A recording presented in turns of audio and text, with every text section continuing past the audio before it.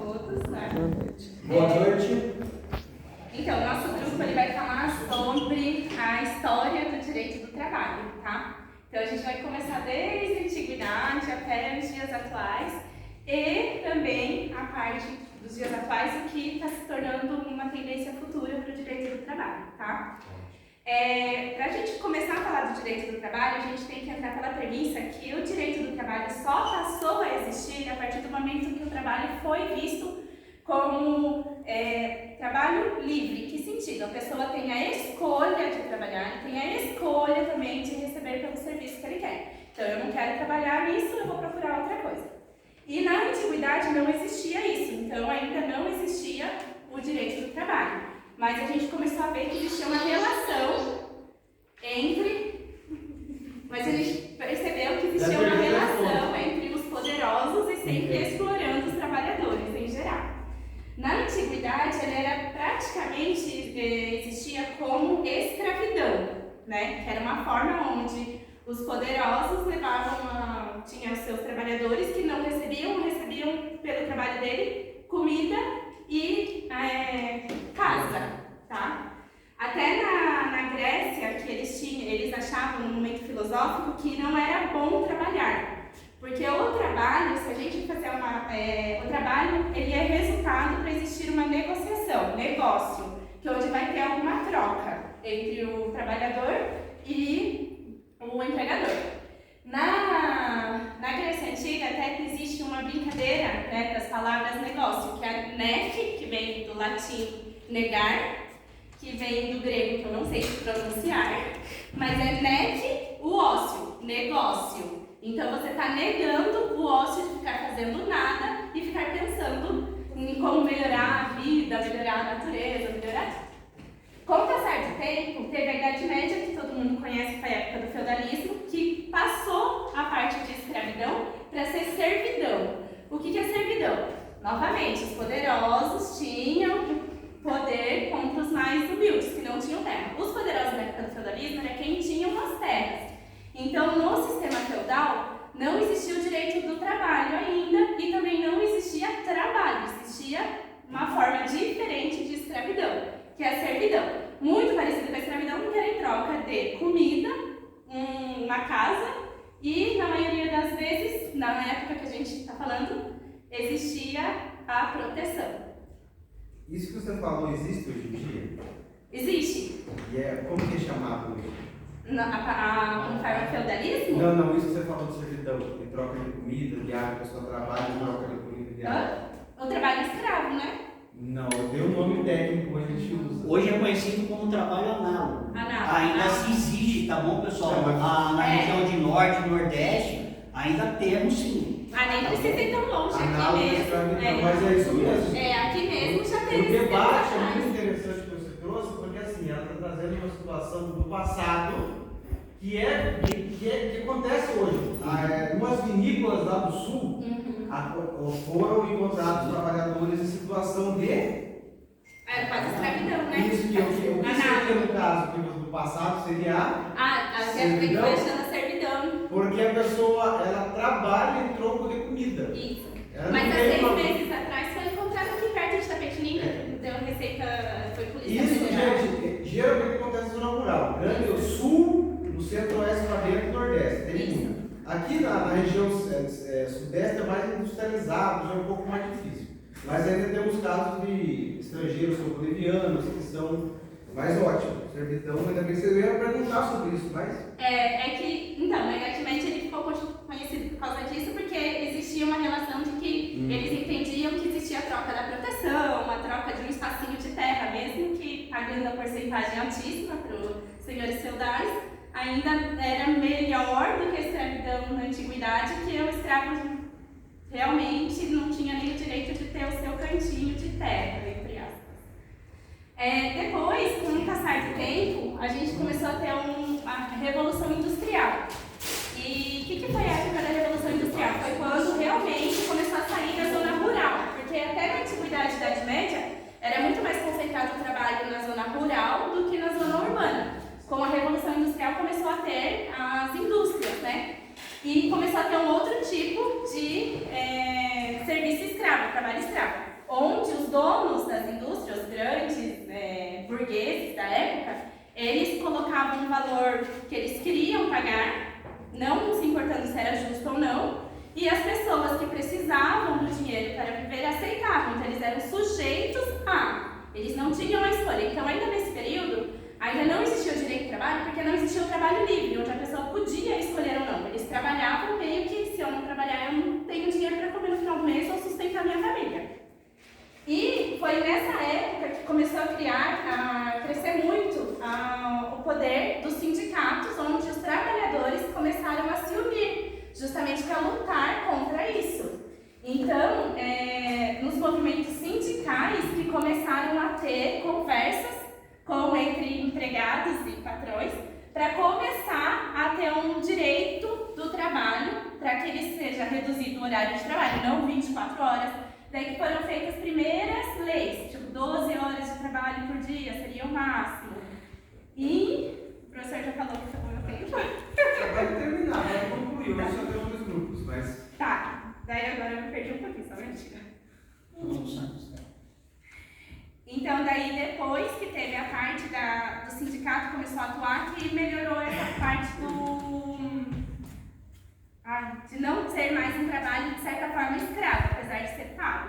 Tem um seriado que acho que todo mundo já viu, não sei, aqueles Peaky Blinders lá, que tem uma parte que ficou icônica, que foi quando aquele Shelby, né, estava conversando com o sindicato, com o pessoal do sindicato, e ela falou, olha, as mulheres têm ganhar a mesma coisa que os homens ganham, sei lá qual era a moeda da época, 50 shillings a mais. Daí ele, que era o dono, pegou e falou assim, então tá bom, então você vai falar para os homens que eu vou baixar o salário deles, porque não tinha uma obrigação de manter para cima, para igualar para cima. Então o sindicato foi lutando muito contra isso, para melhorar mesmo o final do dia a dia do trabalhador. Depois disso começou a ter a criação da OIT, que daí sim se consolidou os direitos trabalhistas, que é o André. Só um minuto. É muito interessante a passagem com relação aos sindicatos, porque hoje há uma visão do sindicato muito pejorativa. Tem sindicato ruim? Eu acho que tem. Tem, sabe disso que eles querem pegar o dinheiro do trabalhador. Mas, gente, a gente tem que entender, tem que tirar essa lenda que o sindicato vem só para ferrar o trabalhador. Por quê? Se não tiver sindicato, vai ter convenção coletiva? Não. Vai ter aumento do salário todo ano? Vai aumentar o VL? Vai ter direitos ali, a lei da CLT não vai. Então, assim, o trabalhador tem que lutar para que tenha um sindicato justo. E não esses sindicatos que aí estão, e eles não lutam pelos direitos dos trabalhadores, mas querem extorquir ali a parcela de contribuição deles.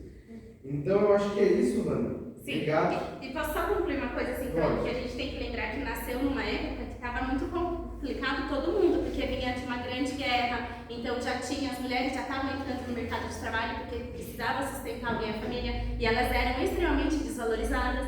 Então, naquele momento foi essencial para conseguir algumas vitórias em relação ao direito do trabalho que a gente tem até hoje. Inclusive, o direito do trabalho da mulher, ele ainda teve mais trabalho para conseguir do que dos homens.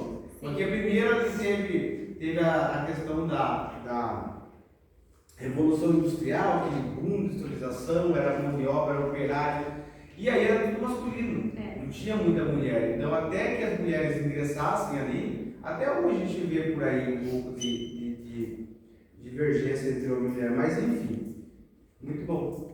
Obrigada. O próximo. Boa noite a todos. Boa noite. Vamos falar agora sobre o século XX, né, a consolidação dos direitos trabalhistas. Não tem como falar de direitos trabalhistas se nós não lembrarmos do pai dos pobres, Getúlio Vargas. Getúlio Vargas governou o país de 1930 a 1945 e ele foi o responsável pelos direitos trabalhistas, pela CLT e pelos juízes trabalhistas. Ele conseguiu formatar tudo isso para o brasileiro. Bom, durante esse tempo que ele governou o país, ele foi considerado o pai dos pobres por que motivo? Justamente por ele trazer os direitos aos pobres. trazer os direitos trabalhistas. Ele decretou que a jornada de trabalho tinha que ser 40 horas semanais, 8 horas diárias. Como a companheira já falou, antigamente era 12 horas, 16 horas, até mais. Na CLT ele decretou que era 8 horas semanais, 8 horas diárias que a pessoa podia ter. Passando isso, durante todo esse progresso que teve da industrialização, as leis trabalhistas foram mudando e melhorando para o bem do trabalhador.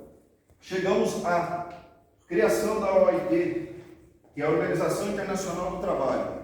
Em 1919, o Brasil aderiu à OIT em 1996, pelo presidente Fernando Henrique Cardoso. Meses após que, para entrar em vigor a OIT, tem que ter a assinatura do presidente da República. Após isso, tem que passar pelo Congresso.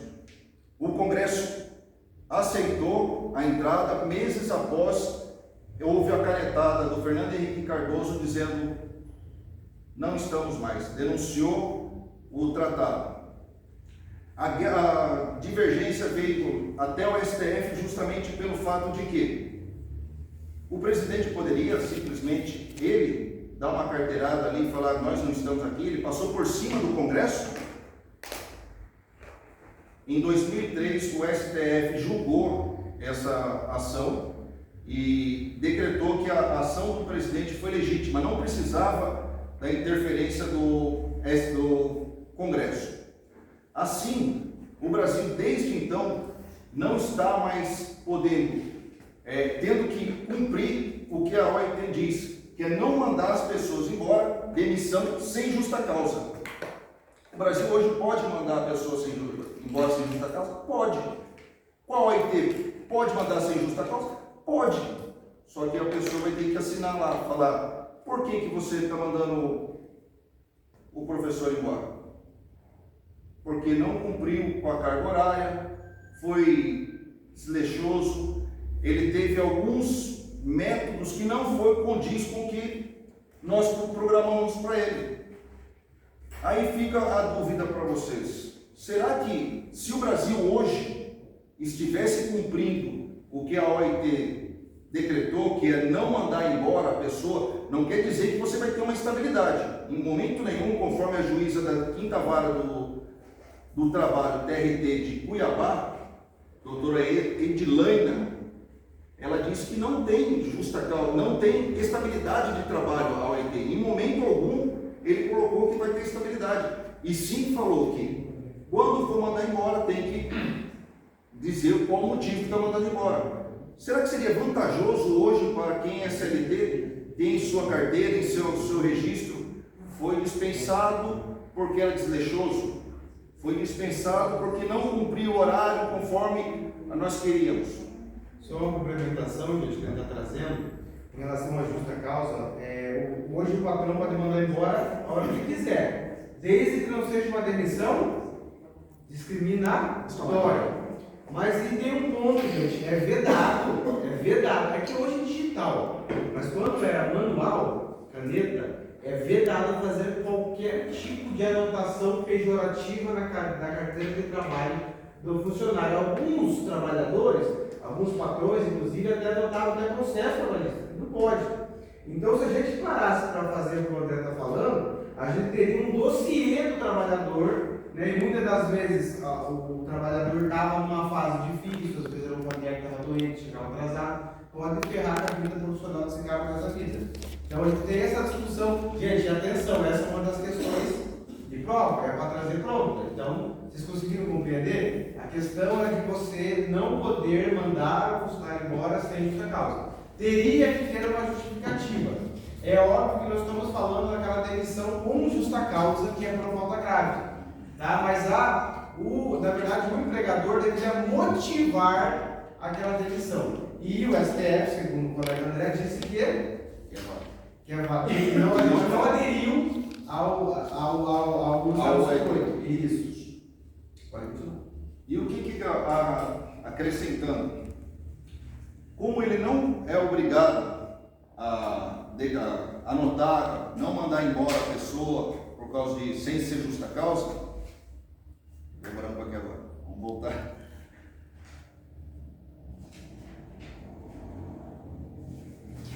Aqui na bola. Pode olhar, você está indo bem, cara. Olha, Perfeito. Em 2003, conforme eu disse, o STF decretou que estava justa a informação ao decreto do Fernando Henrique Cardoso de não aceitar, porque estava prejudicando os trabalhadores, prejudicava o empresário, prejudicava o empregador. A OIT também, ela afirma que se você mandar alguém embora e deu um motivo porque você está mandando embora, por exemplo, o Francis Day é meu funcionário e eu dispensei ele porque eu vou reduzir carga horária, vou reduzir quadro de funcionário.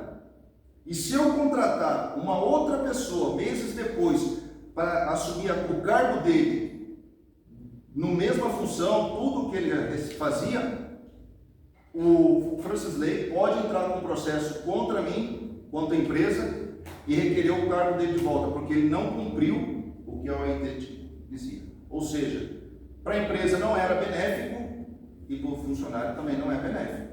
Os dois lados. Inclusive, eu ao contrário do senso da juíza que você citou, eu entendo que não é uma estabilidade, mas é como se fosse. Porque o empregador fica meio até atado ali para ele poder falar, por exemplo, ele vai demitir porque está cortando o funcionário, mas daqui a pouco ele precisa de novo. Não pode. Aí o colega lá que saiu pode ingressar com uma ação pedindo esse período que ele ficou sem trabalho. Então percebo, de uma certa forma ou de outra, a gente também ofende a livre iniciativa. Porque o empregador, o patrão, se ele não quer o funcionário, a gente tem o princípio da continuidade. Mas se ele não quer o funcionário, paga o direito do funcionário, beleza. Ele tem a liberdade de escolher quem são os funcionários. Ele não é obrigado a ficar com o funcionário porque não gosta. Perfeito. Mas, lógico, eu acho que essa OIT ela é um pouco muito avançada demais. Ela ultrapassava o limite. Então, porque, assim, só completando essa parte, que a gente entende na vida real que o Brasil é Brasil, né? Tem algumas especificidades que a gente não vai encontrar em outros países, principalmente países que é mais puxado a OIT. Querendo ou não, ela vai ser mais puxada para a região Inglaterra, Estados Unidos, também parecido com a Inglaterra. Então, ela não se adapta tão bem aqui, até porque hoje, mesmo quem trabalha no dia a dia de carteira assinada, já ouviu a expressão, não vai sujar essa carteira. E a sujar a carteira é só ter um período curto numa empresa. Imagina se tivesse alguma observaçãozinha, nunca mais achar Você carteira. tem 2, 3 A realidade é que é período diferente. curto, já fica A gente já chama como sujar a carteira, assim, popularmente. Então, imagina anotações lá, atrasou 10 minutinhos, que a gente sabe o que acontece. São Paulo, o trânsito que tem, vai falar que ninguém atrasa. Então, tem coisas que não faz sentido aqui pra gente, na realidade que a gente vive. Mas é isso. Encerrou? Senhor Camargo. boa noite a todos, tudo bem com vocês? Pessoal, ainda falando dos direitos trabalhistas, pegando o gancho do André, da Han, que eles falaram, né? Vou falar aí após a Segunda Guerra Mundial, aí, que quando realmente consolidou as nossas leis trabalhistas. Tá bom? As nossas leis trabalhistas, ela começa lá atrás, em 1946, né? Com o nosso pai dos pobres, ele sim, pode-se falar que é pai dos pobres, Getúlio Vargas, né? E foi aonde ele começou a fazer com que todos os trabalhadores tivessem os seus direitos garantidos, que ele tivesse realmente a igualdade de debater junto ali com, né, o empregador e o empregado. Ter essa divergência, ter esse poder de falar e ser escutado. Tá bom? Podemos também citar, né, que realmente a nossa lei trabalhista ela é baseada numa lei, né, italiana. Todo mundo fica meio assim, né? Como assim? Uma lei italiana? Né? Que é a Carta del Lavoro, né? Que foi onde Getúlio Vargas começou lá em 1962, trouxe o direito do 13º salário. Em 1972, a parte, né, dos sindicatos, como a Hanna já trouxe para nós, trouxe também a parte da lei de maternidade, licença maternidade, 120 dias, né? Então já veio de lá de trás e veio melhorando. Em 1973 a legislação, e podemos citar também, né, que o direito trabalhista usa sim como base do seu pilar uma lei italiana. Então, como eu costumo dizer, no Brasil, parte da nossa jurisdição, parte da nossa normativa vem de fora, nada foi criado aqui. Simplesmente, eu acho que todos nessa sala já escutaram aquele argumento, né? Nada se cria, tudo se copia e se melhora. E assim, até hoje, a nossa legislação, ela vem melhorando a cada dia, a cada passo, a cada progresso. É fácil? Não. O mercado, o direito do trabalho, ele tem que se adaptar às novas, né, tendências que estão vindo, e nós vamos ter que também se adaptar a essas novas legislações que estão vindo. Alguma dúvida, pessoal? Professor? Com relação à legislação trabalhista, a gente tem que entender que a legislação trabalhista ela não é apenas CLT. Tá? A maioria das leis, a maioria do direito trabalhista está consolidado lá na CLT. A CLT ela é uma lei mais antiga do que a Constituição de 88, tá?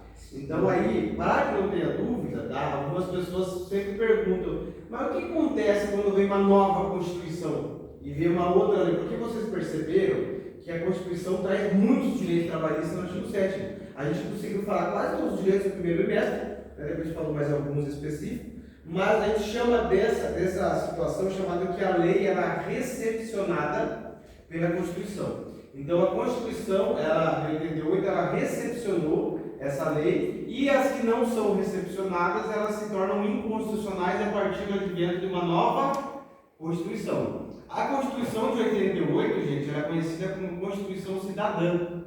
Ela é uma Constituição que mais teve previsão de direitos sociais, trabalhistas, dignidade. E o Camargo trouxe uma coisa muito importante para a gente. Realmente, nós somos um país relativamente novo, comparando com os outros países. Né? Por exemplo, a Alemanha, a Inglaterra, eles possuem uma história trabalhista muito anterior à nossa.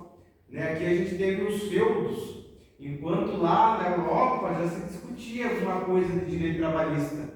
Né? Então essa questão do nosso atraso, a gente acabou se espelhando em algumas legislações no exterior, e aí ao longo do tempo essas legislações foram adaptando, porque assim, nem tudo que funciona lá funciona aqui. Por que nos Estados Unidos, o pessoal fica falando, porque nos Estados Unidos, não sei o que, gente, lá é outra história. Lá o trabalhador ele é pago por hora e a hora dele vale muito mais. Ele tem menos direito trabalhista lá? Tem menos direitos trabalhistas. Só que ele é muito melhor remunerado. Será que essa cultura funciona no país? Quem acredita que isso se perderê? Vocês acreditam que realmente se eu tirar o direito trabalhista, realmente o empregador ele vai pagar melhor para o trabalhador? Pode ser que um dia a gente tenha isso. Até mesmo porque a própria carga tributária do empregador, do patrão, é pesada. Então, até mesmo que ele quisesse, ele teria dificuldade em pagar melhores condições para o seu funcionário. Então, assim, nós temos dois lados.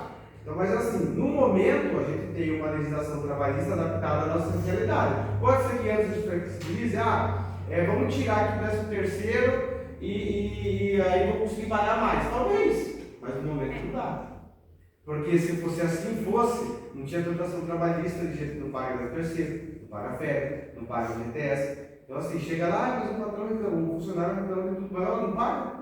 Né? Com lei trabalhista não paga. Então imagina se não tivesse. Então bem colocado, o colega disse, com relação a gente usar as leis, eu não sei nem falar o que eu falo aí. Beleza, gente? Obrigado, Camargo. Agora eu vou entrar no mérito, entraremos no ano 2000, a partir de agora, que foi onde houve mais evolução em vários aspectos, não só trabalhistas, é claro, mas em quesitos de tecnologia, em quesitos realmente das leis, novas modalidades.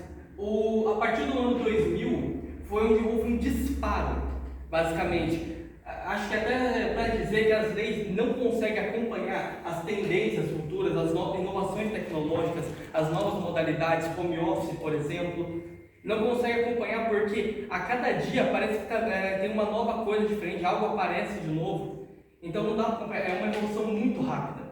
Então, a partir daqui a gente pode começar, não vou entrar muito no mérito para não invadir o trabalho do outro grupo, mas uma reforma trabalhista, por exemplo, de 2017, onde se alterou muitas regras, muitas coisas na lei em si. Por exemplo, a prevalência de acordos coletivos sobre a legislação, a questão de parcelamento de férias, novas regras sobre o trabalho intermitente, home office, teletrabalho, além de regras de demissão, a demissão por acordo também, mudou muitas regras aqui.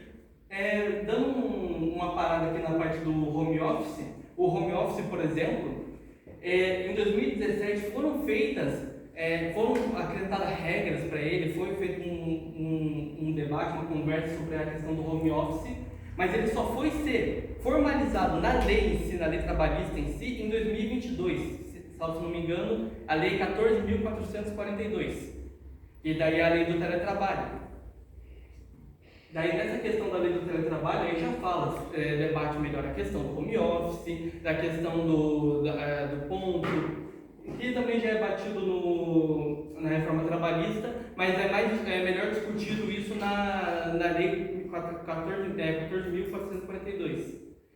Daí, em questão das tendências futuras, que a gente pode discutir isso daí, muitas inovações tecnológicas, o avanço tecnológico possibilita uma vasta gama de áreas, funções, modalidades de emprego. Por exemplo, a questão das redes sociais hoje em dia, uma das principais fontes de renda, seja só para acrescentar renda, seja até uma forma de trabalho mesmo, tem gente que vive disso. A questão de motoristas de aplicativo. Esse dá tem o que falar. Tenho que falar. Esse só fazendo uma parte, a questão do motorista de aplicativo, que é uma tendência que o colega disse, o Nicolas trouxe uma coisa muito importante. O direito trabalhista, nos últimos anos, realmente teve um boom. Antigamente era bem tradicional, né? Era o operário, o cara da produção, o pessoal da limpeza, o pessoal da lavoura. Hoje em dia tem TikTok, tem influencer, tem iFoods, entregador, tem o pessoal que trabalha com iFoods, o entregador, o Uber, e hoje tem Uber tudo que é jeito, Uber para compra, Uber para entrega. E aí, e esses trabalhadores, aonde que eles se encaixam? Né? Eu, apesar de eu ser um defensor do direito do trabalho, com relação aos motoristas de aplicativo, eu acho que acerta uma melhor doutrina que diz que não há vínculo trabalhista. Esse é o meu entendimento, apesar de definir. Por quê? Porque, gente, você tem que ser técnico. Tem todos os requisitos do direito trabalhista? O cara realmente recebe uma ordem? Não, ele está vinculado ao aplicativo? Tá, mas se ele não quiser, ele não pode. Ele pode cancelar a corrida? Pode. Se ele não quiser trabalhar hoje, ele não liga o aplicativo. Para mim, é mais uma prestação de serviço do que de fato um empregado. Então eu, apesar de defensor de trabalhista, tem que ser realista, tem que ser, não adianta querer passar pano para tudo também.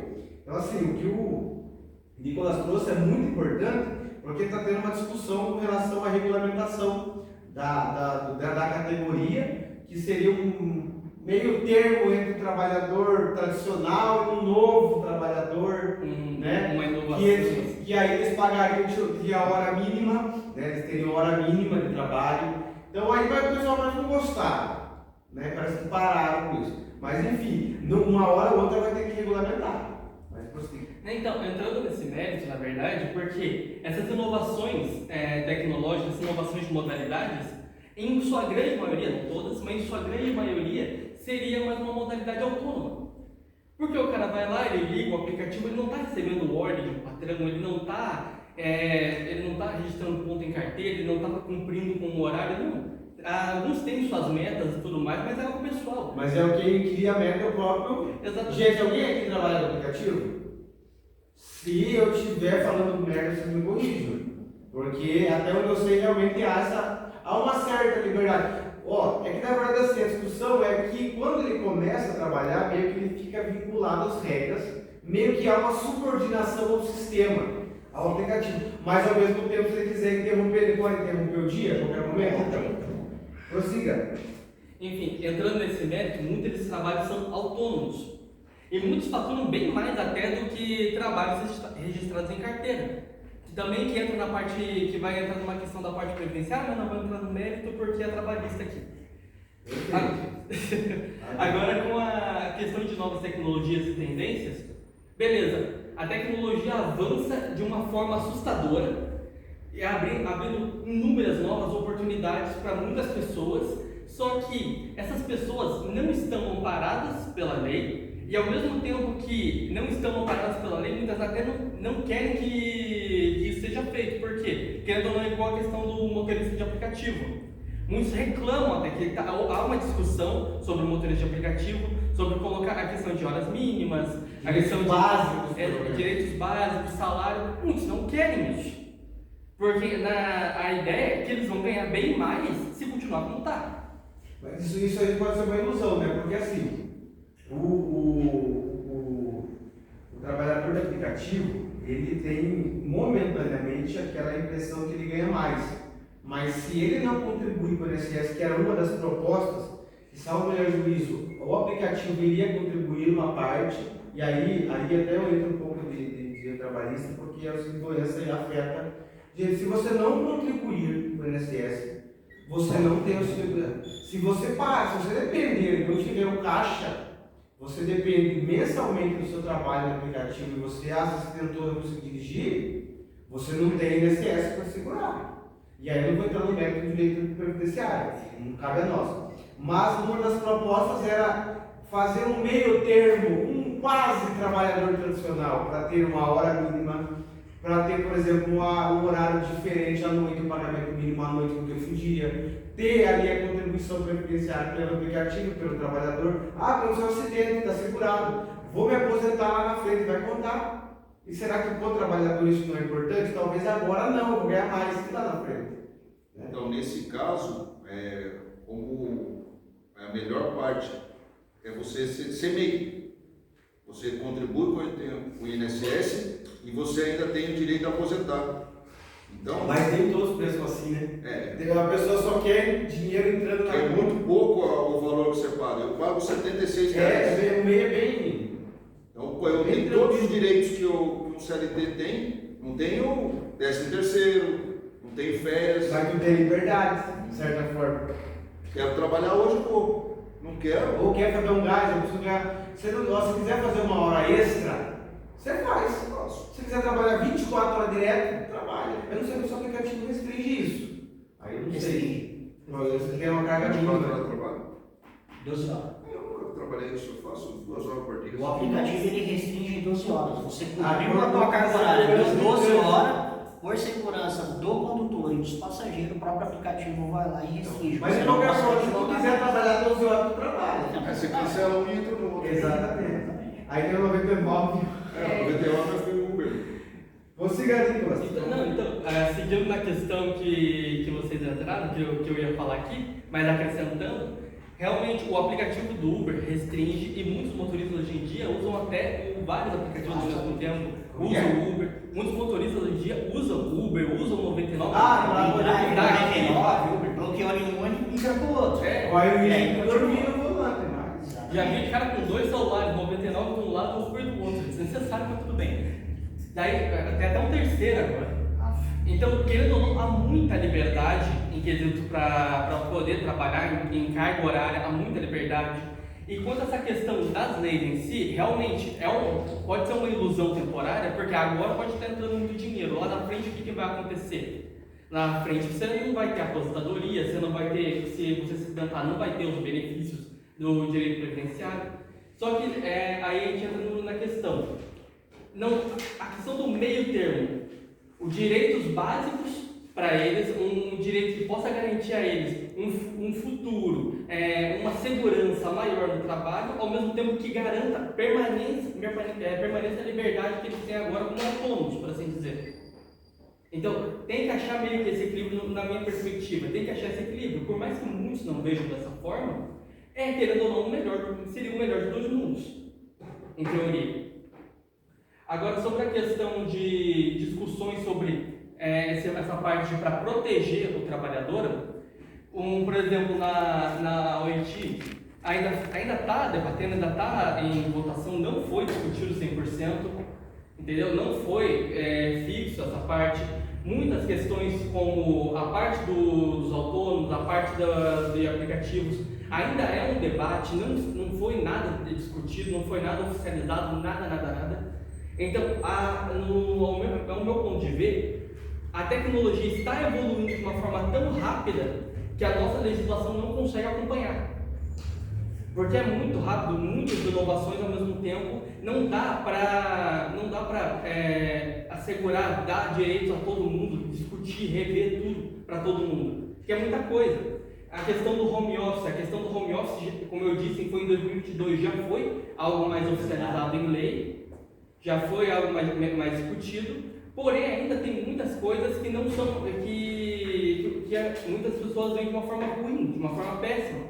Muitos ainda preferem trabalhar físico mesmo, no local de trabalho, do que trabalhar um horário em modalidade home office ou híbrido, sistema híbrido que eu estava tentando lembrar. Tanto uma parte na semana, um dia na semana, tudo mais. Você vai ao meio híbrido, não é, Ana? Você é servidora, mas faz parte. Como é que funciona? O meu home office é 100%, mas eu vou tipo umas 4 vezes por ano. Mas tem quem vai, tipo, uma semana sim, uma semana não, ou faz tudo 100%? Tem, varia do chefe, né? Depende do lugar. Mas tem o híbrido, que é parte. Sim, tem. Até no serviço público tem, viu? E eu acho que isso aí foi o boom da pandemia, né? Foi. Antes não tinha. Tinha, no meu caso tinha, né? Tinha? Foi especial. Agora, esse comum não tinha. Ah, não, mas o tradicional, o normal antes da pandemia era uma coisa assim, home office. Era muito batida. É muito difícil. Mas enfim, obrigado. Pessoal, achei muito bom o trabalho, gostei bastante. Eu não vou falar do trabalho porque eu vou ler o trabalho com mais cuidado, mas eu preciso que vocês tomem cuidado com formatação, tá? A gente tem que entender, tem aqui alguma coisa que eu acho, suponho que seja uma introdução, não sei se é um resumo.